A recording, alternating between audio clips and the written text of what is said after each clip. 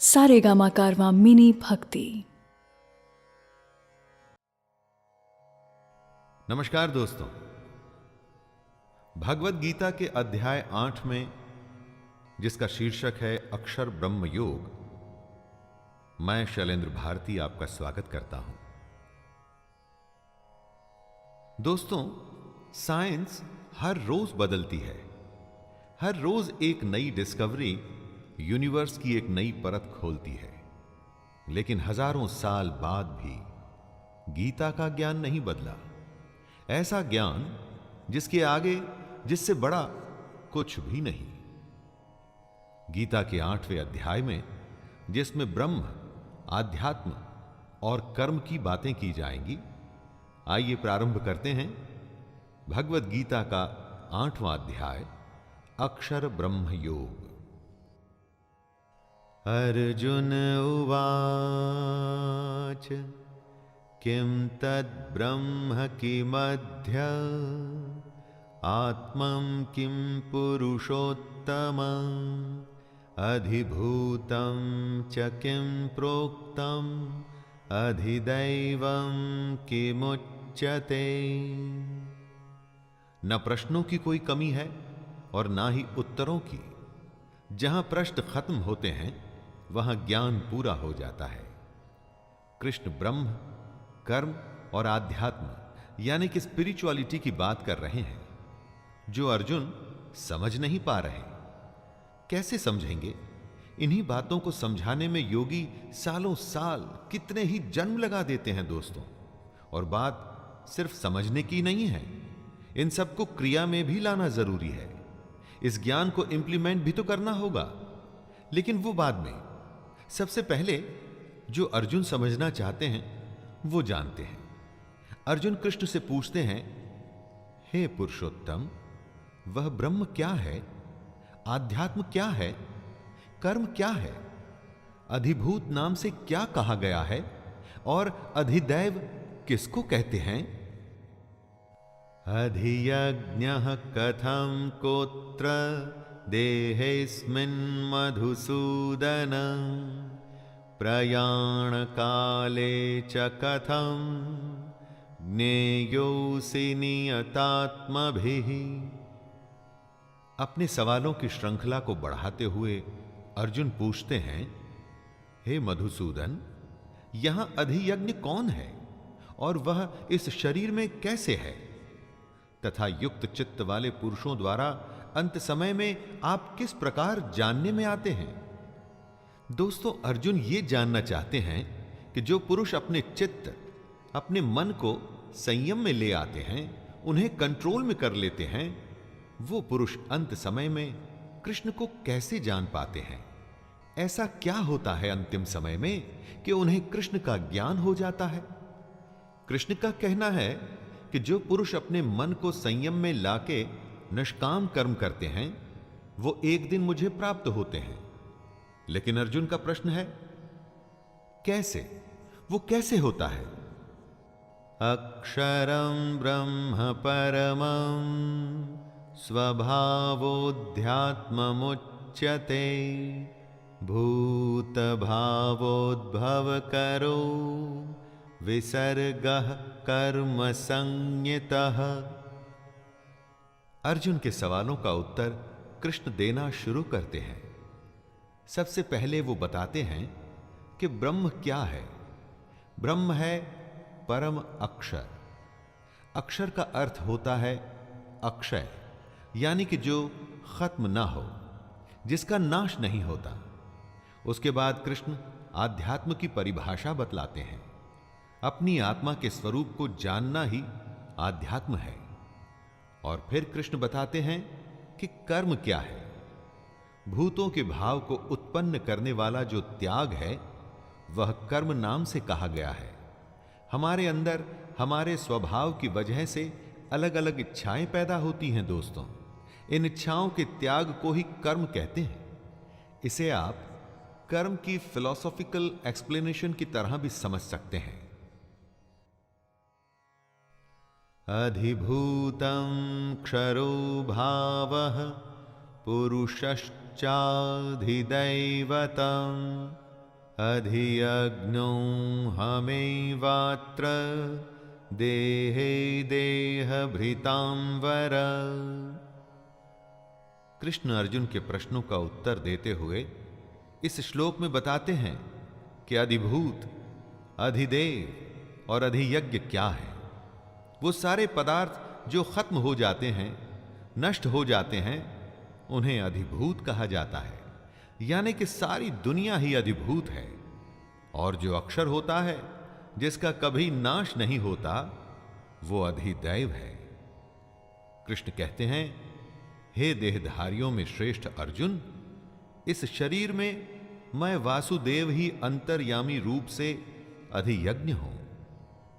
दोस्तों, हमारे अंदर जो महापुरुष छुपा बैठा है, लेकिन अज्ञान की वजह से हम जिसे नहीं जानते, वो महापुरुष यानी कि कृष्ण ही यज्ञों का अधिष्ठाता है। अंतकाले च मामेव स्मरन् मुक्त्वा कलेवरं यः प्रयाति स मद्भावं याति नास्त्यत्र संशयः।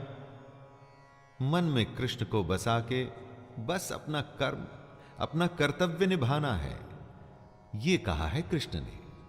जो ऐसा करता है उसे कृष्ण प्राप्त होते हैं और वो कृष्ण को प्राप्त होता है। अर्जुन ने सवाल किया था कि अंत समय में जो आपको याद करते हैं, उनको आप कैसे समझ में आते हैं। उसी का उत्तर देते हुए कृष्ण कहते हैं कि जो पुरुष अंतकाल में भी मुझको ही स्मरण करता हुआ शरीर को त्याग कर जाता है, वो मेरे साक्षात स्वरूप को प्राप्त होता है। इसमें कुछ भी संशय नहीं है। यम यम वापि स्मरन् भावं त्यजत्यन्ते कलेवरं तं तमेवैति कौन्तेय सदा तद्भाव भावितः। हमारा जन्म एक सेविंग्स अकाउंट की तरह ही चलता है। हमारे किए हुए कर्म, अच्छे और बुरे, दोनों ही उसमें जमा होते हैं और घटते भी रहते हैं। जन्मों का यही हिसाब किताब हमारे अगले जन्मों की रूपरेखा को भी रचता है। कृष्ण कहते हैं, हे कुंती पुत्र अर्जुन, यह मनुष्य अंतकाल में जिस जिस भी भाव को स्मरण करता हुआ इस शरीर को त्याग करता है, उसे वही प्राप्त होता है, क्योंकि वो सदा उसी भाव से भावित रहता है। दोस्तों, यहां कृष्ण कहना चाहते हैं कि मरते हुए जो भाव होता है वो आगे भी जाता है, और अगर मरते हुए कृष्ण का भाव होगा तो वो मनुष्य कृष्ण को प्राप्त होगा। तस्मात् सर्वेषु कालेषु मामनुस्मर युद्ध च मय्यर्पित मनो बुद्धिर्मामे वैश्यस्य संशयम्। इसीलिए हमेशा कृष्ण को अपने मन में रखकर बस निरंतर अपने कर्म में जब आप लगे रहते हैं, तो सिर्फ ये जन्म ही नहीं, आने वाले कई जन्मों को आप सुधार रहे होते हैं। कई लोगों को आपने कहते हुए सुना होगा कि ये तो इसके पिछले जन्म के कर्मों का नतीजा है। इसी बात को समझाते हुए कृष्ण सलाह देते हैं, हे अर्जुन, तू सब समय में निरंतर मेरा स्मरण कर और युद्ध भी कर। इस तरह अगर अर्जुन हमेशा अपने मन और बुद्धि में कृष्ण को रखेगा, तो एक दिन वो निसंदेह कृष्ण को ही प्राप्त होगा। अभ्यास योग युक्तेन चेतसा नान्यगामिना परमं पुरुषं दिव्यं याति पार्थानुचिन्तयन्। कृष्ण अभ्यास यानी प्रैक्टिस को बहुत बड़ा मानते हैं। इसीलिए वो कहते हैं कि योग आसान नहीं, उसका अभ्यास करना पड़ता है। और योग करते हुए यह भी ध्यान रखना पड़ता है कि आपका चित्त कहीं श्री कृष्ण से हटकर किसी दूसरी ओर न जाए। काम, क्रोध की तरह के भाव अगर आपके मन में आए तो आपका योग वहीं उसी समय खत्म हो जाएगा। फिर आप अपना कर्म, अपने कर्तव्य को नहीं निभा पाएंगे। चित्त को जो संयमित करने में समर्थ हो जाता है, सक्षम हो जाता है, उसी को कृष्ण प्राप्त होते हैं, उसी को भगवान मिलते हैं, उसी की तपस्या पूरी होती है। कविं पुराणमनुशासितारं अणुरणीयांसमनुस्मरेद्यः सर्वस्य धातारमचिन्त्य रूपम् आदित्यवर्णं तमसः परस्तात्। कृष्ण कहते हैं कि योगी अपना कर्म तो करता ही है, साथ में वो पुरुष सर्वज्ञ यानी सब कुछ जानने वाला, अनादि यानी जिसका कभी जन्म नहीं हुआ, जो हमेशा से है, सबके नियंता यानी सब कुछ कंट्रोल करने वाला, सूक्ष्म से भी अति सूक्ष्म, सबके धारण पोषण करने वाले अचिंत्य स्वरूप यानी जो सबको पालता है, सूर्य के सदृश नित्य चेतन प्रकाश रूप और अविद्या से अति परे शुद्ध सच्चिदानंद घन परमेश्वर का भी स्मरण करता है। यहां भगवान के उस परमात्मा के गुणों का वर्णन भी कृष्ण कर रहे हैं और ये भी बता रहे हैं कि योगी कैसे कर्म करते करते उस परमात्मा को याद करता है। प्रयाण काले मनसा चलेन भक्त्या युक्तो योग बलेन चैव भ्रुवोर्मध्ये प्राणमावेश्य सम्यक् सतं परं पुरुषमुपैति दिव्यम्। योग करते हुए अपना ध्यान हमें अपनी भ्रुकुटियों के बीच में यानी कि आईब्रोज के बीच में रखना होता है। दोस्तों, वो पुरुष जिसके मन में भक्ति है, जो अपने कर्म करता है, और वो पुरुष जब अंतकाल में अपने योग बल से भ्रुकुटी के मध्य में प्राण को अच्छी प्रकार स्थापित करके फिर निश्चल मन से स्मरण करता है, तो वो पुरुष दिव्य रूप परम पुरुष परमात्मा को ही प्राप्त होता है। यहां कृष्ण बता रहे हैं कि कैसे अंतकाल के समय आप उस परमात्मा को याद कर उसी को प्राप्त हो सकते हैं। यदक्षरं वेदविदो वदन्ति विशन्ति यद्यत्तयो वीतरागाः यदिच्छन्तो ब्रह्मचर्यं चरन्ति तत्ते पदं संग्रहेण प्रवक्ष्ये। जो वेदों को जानते हैं, उनके अनुसार जिस सच्चिदानंद घन रूप परम पद को अविनाश माना जाता है, अब कृष्ण उसके बारे में बताएंगे। आसक्ति रहित कोशिश करते रहने वाले सन्यासी महात्मा जन जिसमें प्रवेश करते हैं, कृष्ण उस अवस्था के बारे में बताएंगे। और जिस परम पद को चाहने वाले ब्रह्मचारी लोग ब्रह्मचर्य का आचरण करते हैं, उस परम पद को कृष्ण अर्जुन को समझाएंगे।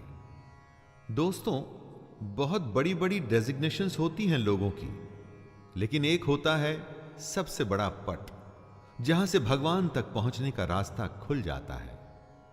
अब कृष्ण उसी के बारे में बता रहे हैं। सर्वद्वाराणि संयम्य मनोहृदि निरुध्य च मूर्ध्याधायात्मनः प्राणम् अस्थितो योगधारणाम् ओमित्येकाक्षरं ब्रह्म व्याहरन् मामनुस्मरन् यः प्रयाति त्यजन् देहं स याति परमां गतिम्। दोस्तों, कृष्ण इन श्लोक में एक प्रोसेस की बात कर रहे हैं, वो प्रणाली जो आखिरी समय में आपको भगवान से मिला सकती है। जरा ध्यान से सुनिएगा। सब इंद्रियों के रास्तों को रोककर और मन को हृदय के एकदम अंदर में स्थिर करना है। ऐसा करने के बाद उस जीते हुए मन द्वारा प्राण को मस्तक के बीच में स्थापित करना है। भगवान से जुड़ी योग धारणा में स्थित होकर जो पुरुष ओम अक्षर रूप ब्रह्म को उच्चारण करता हुआ और मुझ निर्गुण यानी बिना गुण वाले ब्रह्म का चिंतन करता हुआ शरीर को त्याग कर जाता है, कृष्ण कहते हैं कि वह पुरुष परम गति को प्राप्त होता है। अनन्य चेता सततम यो मां स्मरते नित्यशः तस्याहं सुलभः पार्थ नित्ययुक्तस्य योगिनिः। प्रेमी प्रेमिका को आपने बहुत बार ये कहते हुए सुना होगा कि तुम्हारे सिवा मेरे दिल में और कोई है ही नहीं। कृष्ण भी कुछ ऐसा ही करने को कह रहे हैं दोस्तों, बस फर्क यह है कि प्रेम कृष्ण से ही होना चाहिए। सुनिए कृष्ण अर्जुन से क्या कहते हैं। हे अर्जुन, जो पुरुष मुझ में अनन्य चित्त होकर सदा ही निरंतर मुझ पुरुषोत्तम को स्मरण करता है, उस नित्य निरंतर मुझ में युक्त हुए योगी के लिए मैं सुलभ हूं, अर्थात उसे सहज ही प्राप्त हो जाता हूं। जिसके चित्त में कृष्ण के अलावा और कोई नहीं, कृष्ण उसी को प्राप्त होते हैं दोस्तों, किसी और को नहीं। यहां कृष्ण से मतलब उस परमात्मा से है जिसकी आत्मा हम सब में है। मामुपेत्य पुनर्जन्म दुःखालयम शाश्वतम् नाप्नुवन्ति महात्मानः संसिद्धिं परमां गताः। ब्रह्मा का एक मोमेंट हमारे कई सालों के बराबर होता है, इसीलिए हमारे जन्म को, धरती के इस जीवन को क्षण भंगुर कहा जाता है और साथ में इसे दुखों का घर भी कहा जाता है। परंतु जो कृष्ण का स्मरण करते हैं, अपने कर्म को निष्काम तरीके से करते हैं, अपने कर्तव्यों को निभाते हैं, उन्हें ही परम सिद्धि मिलती है। और ऐसी परम सिद्धि मिलने वालों को कृष्ण महात्मा जन कहते हैं। कृष्ण कहते हैं, ये महात्मा जन मुझको प्राप्त होकर दुखों के घर एवं क्षण भंगुर पुनर्जन्म को प्राप्त नहीं होते। यानी कि जिनको सच पता चल जाता है ना दोस्तों, सिद्धि उन्हें मिल जाती है, फिर वो पृथ्वी के इस क्षण भंगुर और दुख भरे जीवन में दोबारा नहीं आते। आ ब्रह्म भुवनान् लोकाः पुनरावर्तिनोऽर्जुन मामुपेत्य तु कौन्तेय पुनर्जन्म न विद्यते। ब्रह्मा की दुनिया हो या हमारी ये धरती, ये सब लोग पुनरावर्ती हैं, यानी कि इनका खत्म होते ही शुरू होना भी तय है। एक तरह के रोटेशन में रहते हैं ये लोग, इसीलिए हमारी दुनिया को मृत्यु लोक कहा जाता है। यहां जन्म होता है और मृत्यु होती है और यही चक्कर लगा रहता है। इसी बात को कृष्ण समझा रहे हैं। वो कहते हैं, हे कुंती पुत्र, मुझको प्राप्त होकर पुनर्जन्म नहीं होता, क्योंकि मैं कालातीत हूं और ये सब ब्रह्मादि के लोक काल द्वारा सीमित होने से अनित्य है। जो कृष्ण को प्राप्त हो जाता है दोस्तों, वो दोबारा जन्म नहीं लेता। ये सबसे बड़ी समाधि, सबसे बड़ी सिद्धि, सबसे बड़ा योग है। कृष्ण को प्राप्त हो जाने से बड़ा कुछ भी नहीं। सहस्रयुग पर्यन्तम् अहर्यद् ब्रह्मणो विदुः रात्रिं युग सहस्रान्तां तेहोरात्र विदो जनाः। दिन बदलते हैं, मौसम भी बदलता है और इसी तरह से काल बदल जाते हैं। काल आते हैं, जाते हैं और एक सिलसिला चलता रहता है। हमेशा का एक चक्कर है जिसमें हम सब फंसे हुए हैं। जिसमें हम सब फंसे हैं वो झूठ है। जो ज्ञान हमको हासिल करना है वही तो सत्य है। कृष्ण कहते हैं कि ब्रह्मा का जो एक दिन है उसको 1000 चतुर्युगी तक की अवधि वाला जानो, और रात को भी 1000 चतुर्युगी तक की अवधि वाला समझो। दोस्तों, हमारी और ब्रह्मा की दुनिया में समय का बहुत बड़ा फेर है, और इसी को काल कहते हैं। जो पुरुष इस बात को तत्व से जानते हैं वे योगी जन काल को समझते हैं। अव्यक्ताद्व्यक्तयः सर्वाः प्रभवन्त्य हरागमे रात्र्यागमे प्रलीयन्ते तत्रैवाव्यक्त संज्ञके।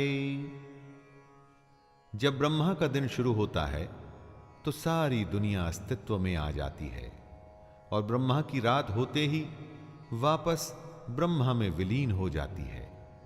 जब ब्रह्मा का दिन शुरू होता है तो हम सब अपनी अव्यक्त बुद्धि के साथ इस दुनिया में आ जाते हैं। अव्यक्त इसलिए कि ज्ञान हमारे अंदर छुपा है, उसे जगाना है, उसे जानना है। ब्रह्मा के दिन रहते रहते अगर इस समय में हमें विद्या ज्ञान हासिल हो जाता है तो हम इस जन्म मृत्यु के चक्कर से बच जाते हैं, वरना ब्रह्मा की रात आते ही दुनिया खत्म हो जाती है और हम ब्रह्मा में ही लीन हो जाते हैं। भूतग्रामः स एवायं भूत्वा भूत्वा प्रलीयते रात्र्यागमे वशः पार्थ प्रभवत्यहरागमे। ब्रह्मा के एक दिन का मतलब होता है 1000 युग, जो लगभग 4.32 अरब साल बनते हैं। बहुत कुछ सुना है हमने कि यह दुनिया कैसे लाखों साल पहले शुरू हुई। कहते हैं कि सूर्य भी अपना आधा जीवन बिता चुका है। तो ब्रह्मा की आंख खुलते ही दिन शुरू होता है और भूत समुदाय जन्म लेता है, यानी कि एक नया ब्रह्मांड जन्म लेता है, और फिर अरबों सालों के बाद प्रलय या किसी भी वजह से यह दुनिया खत्म हो जाती है और दोबारा बिग बैंग यानी कि ब्रह्मांड विस्फोटक से शुरुआत होती है, और यह क्रम निरंतर चलता रहता है। परस्तस्मात्तु भावोऽन्यो व्यक्तो व्यक्तात् सनातनः यः स सर्वेषु भूतेषु नश्यत्सु न विनश्यते। जब ये दुनिया अस्तित्व में आती है तो हमारी बुद्धि अव्यक्त अवस्था में रहती है, इंद्रियों से दिखाई नहीं पड़ती, इसलिए हमें जागृत होना पड़ता है। ज्ञान हासिल करने के लिए योग और कृष्ण का आसरा लेना पड़ता है, लेकिन इस अव्यक्त बुद्धि से भी परे जो है वो है सनातन अव्यक्त भाव। ये सनातन अव्यक्त भाव ही कृष्ण का धाम है। ये भाव भी हमारे अंदर ही छुपा होता है दोस्तों, बस हमें इसे जगाना होता है, इसे पहचानना होता है। ये भाव अविद्या में अचेत यानी कि अनकॉन्शियस होता है, और विद्या आ जाने से कॉन्शियस हो जाता है। अव्यक्तोऽक्षर इत्युक्तस्तमाहुः परमां गतिं यं प्राप्य न निवर्तन्ते तद्धाम परमं मम। जब हम जन्म लेते हैं तो हमारे अंदर सनातन अव्यक्त भाव होता है। इसी बात को कृष्ण समझाते हुए कहते हैं कि ये जो अव्यक्त है ना, इसे ही अक्षर नाम से पुकारा गया है। इसी अक्षर नाम के अव्यक्त भाव को परम गति कहते हैं। हे अर्जुन, इसी सनातन अव्यक्त भाव को प्राप्त होकर मनुष्य वापस नहीं आते, वही मेरा परम धाम है। दोस्तों, अपने अंदर इसी छुपी हुई भावना को पहचानना होता है। योग का जब हम अभ्यास करते हैं, ध्यान लगाते हैं, अपने कर्मों को निष्काम होके करते हैं, तो वो सब इसी भाव की पहचान के लिए करते हैं। इसको यदि हम आसान शब्दों में कहें तो ये कि अपने अंदर छुपे हुए कृष्ण को पहचानिए। पुरुषः सपरः पार्थ भक्त्या लभ्यस्त्वनन्यया यस्यान्तः स्थानि भूतानि येन सर्वमिदं ततम्। ये जो पूरी दुनिया है, सारे भूत हैं, जितने भी जीव और निर्जीव हैं, ये सारे उसी परमात्मा में से आए हैं। जो भी हमको दिखता है ये उसी परमात्मा का ही रिफ्लेक्शन है। और अगर ऐसे परमात्मा को हासिल करना है तो सिर्फ अनन्य भक्ति से ही हो सकता है। अनन्य भक्ति यानी कि ऐसी भक्ति जिसमें आपके श्रद्धेय के सिवा आपके मन में, आपके चित्त में और कोई नहीं हो। कृष्ण ऐसे परमात्मा को पाने का रास्ता बताते हुए कहते हैं कि आपकी भक्ति लगातार और सच्ची होनी चाहिए। जीवन में कोई भी ध्येय अगर पूरा करना है तो उसके लिए भी तो यही रास्ता है दोस्तों, लगातार और सच्ची लगन। यत्र काले त्वनावत्तिम आवृत्तिम चैव योगिनः प्रयाता यान्ति तं कालं वक्ष्यामि भरतर्षभ।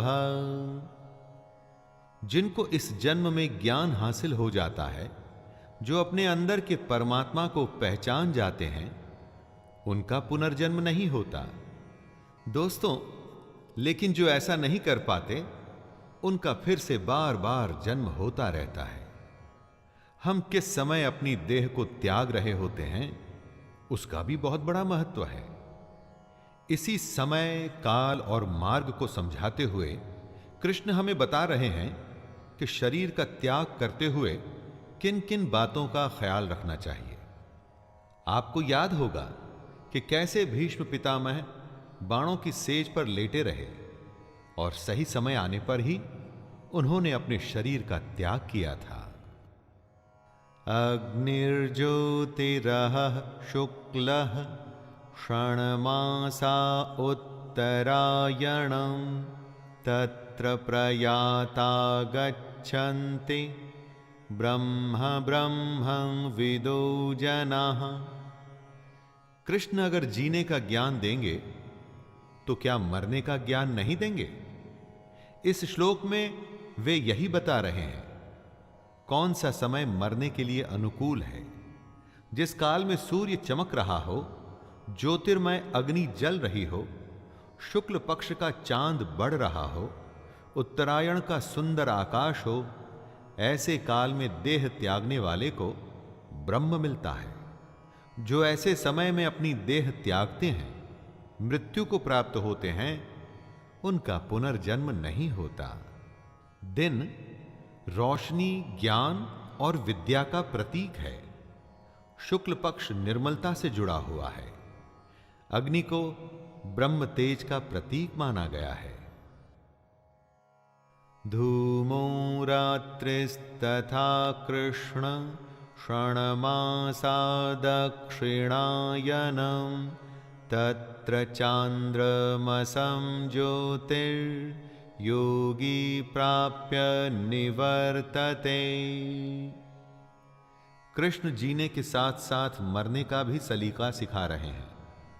कौन से काल में मृत्यु उत्तम नहीं होती है, इसी बात को वो बता रहे हैं और कह रहे हैं कि जिस मार्ग में धूमाभिमानी देवता हैं, अर्थात यज्ञ की अग्नि तो हो लेकिन धुएं से ढकी हो, धुआं फैल रहा हो, रात्रि अभिमानी देवता हो, मतलब रात का समय हो, तथा कृष्ण पक्ष का चंद्रमा क्षीण हो रहा हो और दक्षिणायन के 6 महीने हो, उस मार्ग में मरकर गया हुआ सकाम करने वाला योगी पुनर्जन्म लेता है, अर्थात उसको दोबारा जन्म लेना पड़ता है। वो योगी जन्म मरण के चक्कर से मुक्त नहीं हो पाया है। शुक्ल कृष्णे गति हेते जगतः शाश्वते मते एकया यात्यनावृत्ति मन्यया वर्तते पुनः। जगत के ये दो प्रकार हैं, शुक्ल और कृष्ण। एक में चंद्रमा बढ़ता है और दूसरे में घटता है। शुक्ल पक्ष में गया हुआ योगी फिर नहीं आता, उसे वापस नहीं लौटना पड़ता, उसको परम गति प्राप्त होती है। और कृष्ण पक्ष में जब कालिमा हो और प्रकाश क्षीण हो, ऐसे समय में गया हुआ योगी वापस आता है, अर्थात जन्म मृत्यु को प्राप्त होता है। जब तक योगी को पूर्ण प्रकाश न मिले तब तक उसे भजन करना है। योगी सही समय पर ही प्राण त्याग सकता है। अगर समय सही नहीं तो उसको इंतजार करना होगा। नैते श्रुति पार्थ जानन योगी मुह्यति कश्चन तस्मात् सर्वेषु कालेषु योगयुक्तो भवार्जुन। मृत्यु के सही समय को समझाते हुए कृष्ण कहते हैं, हे पार्थ, इस प्रकार इन दोनों मार्गों को तत्व से जानकर कोई भी योगी मोहित नहीं होता, क्योंकि योगी जानता है कि अगर उसे पूर्ण प्रकाश मिला तो ब्रह्म प्राप्त होगा, क्षीण प्रकाश में वो दोबारा आएगा। दोनों ही गतियां शाश्वत हैं, यानी हमेशा के लिए। इस कारण हे अर्जुन, तू सब काल में समबुद्धि रूप से योग से युक्त हो, अर्थात निरंतर मेरी प्राप्ति के लिए साधन करने वाला हो। ये सब जानते हुए योगी के पास योग करने के अलावा और कोई उपाय नहीं रह जाता दोस्तों। इसलिए उसे धीर हो बस अपने अभ्यास में लगे रहना चाहिए।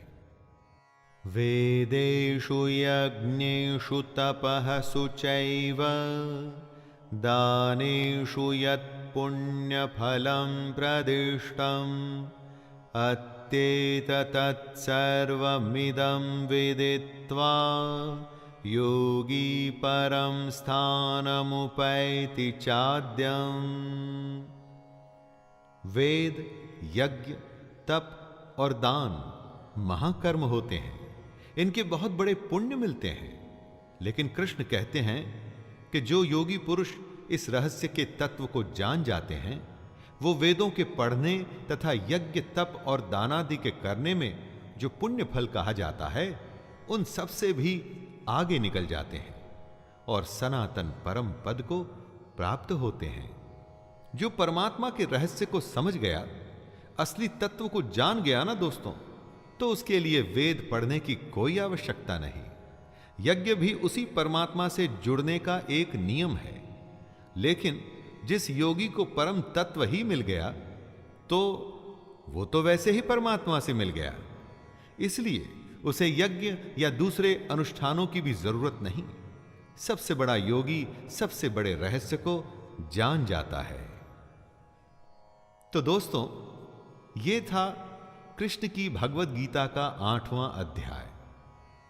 इसमें कृष्ण ने ब्रह्म, कर्म, आध्यात्म और मृत्यु के बारे में अर्जुन की शंकाओं को दूर किया। शंकाएं सिर्फ अर्जुन की ही नहीं है दोस्तों, हम सबकी दूर हो रही हैं, है ना? तो आइए 8वें अध्याय को यहीं पर विराम देता हूं और मैं शैलेंद्र भारती आपसे वादा करता हूं कि 9वें अध्याय में फिर से मुलाकात होगी। तब तक के लिए जय श्री कृष्ण।